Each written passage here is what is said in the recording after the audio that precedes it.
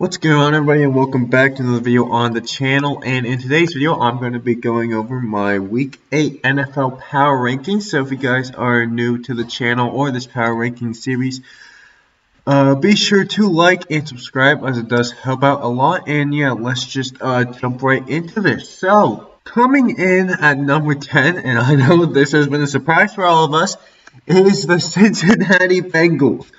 Even though they blew out the Baltimore Ravens, I don't feel comfortable putting them any higher than this. And, just for your, reference, the Ravens are higher than them on this list. I just don't feel comfortable, putting them that high yet. But with that being said, they played a very good game against the Ravens. Jamar Chase looks like an absolute home run. He had over 200 yards last game. Joe Burrow is single-handedly carrying this team without even good protection. The offensive line sucked. That was the main concern with the Bengals. That in their defense. And then also, they were able to contain Lamar Jackson fairly well. He did get 88 yards on the ground and also over 250 yards through the air. But it's the scoreboard that's what that matters. And they got 17 points. So, yeah, there's that. Held the Ravens and the amazing running game to 17 points.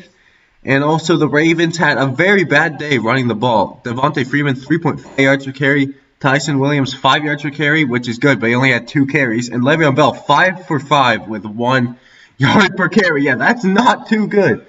So, yeah, I'm going to put the Bengals at number 10. And who knows, they might be the dark horse team of this year, and it could very well jump up the rankings. Okay, number 9, I have the Chargers. They had a bye week, so I'm not going to really go over them too much. They had a bye week. I didn't move them down. I didn't move them up. Now, I will talk about the Vikings a little bit. I moved the Vikings out of the top 10 just because, even though they had a bye week, I wanted to move the Bengals in it. But I still think that the Vikings are a pretty good team. But, yeah, the Chargers had a bye week, so I'm not going to, move them anywhere, too drastically. If teams usually have a bye week, I usually move them, either, an absolute value of 1 or less, from where they were. So, they could move down 1, stay the same, or move up 1, just because of, the circumstances around them. Okay, number 8, I have the Titans. Now, I was not a believer in the Titans coming into the season. I thought that my suspicions that the Titans weren't going to be too good were proven by the fact that they lost to the Jets. But, they've strung together some very impressive wins against, the Bills, who are higher up on this list, and the Chiefs, even though, the Chiefs aren't that good this year. But I can admit when I'm wrong. I wouldn't say I'm wrong yet. I still don't trust the Titans defense at all. But I guess it was foolish to bet against Derrick Henry, because even though he got contained by the Chiefs a little bit, he's still an absolute beast. This whole season he's been absolutely on fire, and he had more passing touchdowns than Patrick Mahomes did in the game. So, yeah, there's that. Ryan Tannehill actually played well this game. So, it was more of a balanced offense rather than just Derrick Henry running it on everyone, down everyone's throats.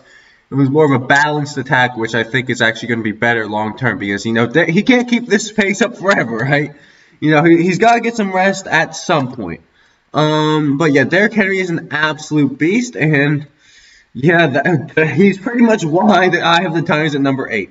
At number 7, I have the Ravens. Now, that was absolutely atrocious for the Ravens. They started out pretty well. It was a close game at the start, and then they just got blown out of the water in the second half. But yeah, I'm not going to move them down all the way out of the rankings just because they lost one game, even if it was ugly. They were at number 2 last week, so I'm not going to move them all the way out of the top 10. But I did move them down 5 spots, and they definitely their spot is uncertain now, because if they string together some more losses, then they'll definitely move further down the rankings. And if they string together some wins, they'll probably move back up. So yeah, I don't want to overreact to just one game, which is why You know, like see some people moving the Ravens all the way out of the top 10. Like what? Okay. But yeah, don't want to overreact after one game. The Ravens are still a very good team, and they still like should be able to run the ball, even if they weren't able to run the ball too effectively on Sunday. So I still have the Ravens in the top 10, but obviously they're a little shaky now. Okay, number 6, I have the Packers. Again, they had a bye week. I think they're like exactly at the same spot as they were before. They've got a bye week, so I'm not going to move them down too much. Number 5, I have the Cowboys. I think they're also at the same spot, maybe moved up one spot. I don't know. I think the Cowboys are at the same spot. Or maybe they moved down. I don't know. Like maybe the Packers also moved up. I don't know, but yeah, like they had a bye week, so I'm not going to move them down or up too much. Like same thing goes for the number 4 spot. The Bills also had a bye week. So, I mean, most of the good teams, like, had a bye week this week. So, you know, that's why you aren't seeing too much movement in the top 10. Because I don't want to move teams, like, drastically if they were on a bye. Okay, number 3, I have the Rams. I mean, that was a shaky first half, to say the least, against the Lions. The Lions played very well against them, which was concerning, at least for, like, a half of the game. But obviously the Rams pulled it around. Matt Stafford had a really good game, 334 yards and 3 touchdowns. The running game really wasn't too good, but you know, the running game hasn't been good the whole season. Cooper Kupp is absolutely amazing, and I mean, like, albeit their defense played fairly well, I'd say. Yeah, I mean, like I feel like I say this every week, but I mean, they got Jalen Ramsey and Aaron Donald. So obviously their defense is gonna be good.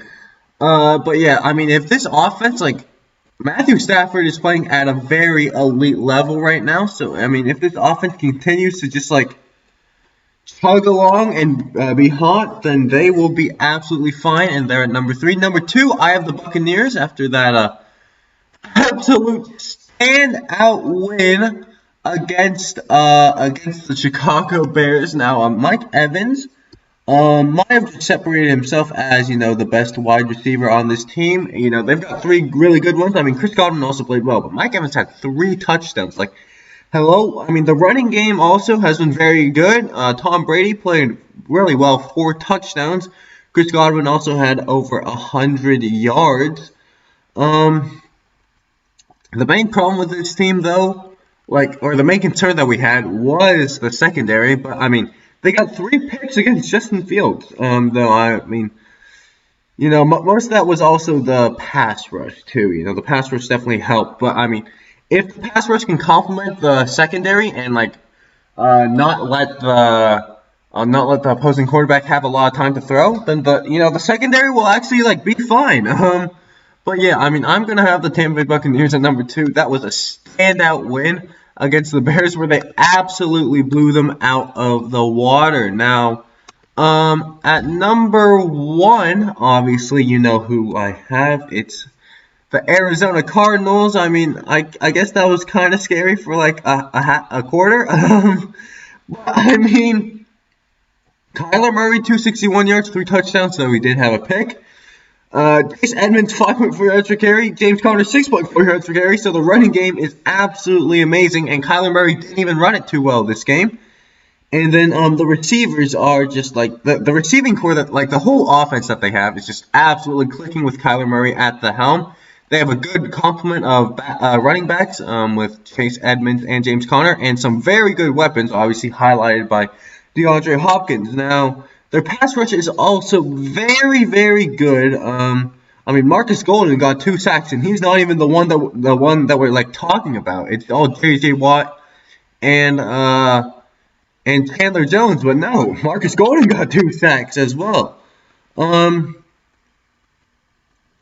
But yeah, I mean, I feel like that this team is easily the best team in the NFL, and I would not be surprised if they go undefeated this season, but, you know, because I said that, they're going to lose next week to the Packers. But anyways, that is going to do it for this video. I hope you guys did enjoy, and if you guys did, be sure to like and subscribe to the channel, and I'll see you guys in the next video. Too easy!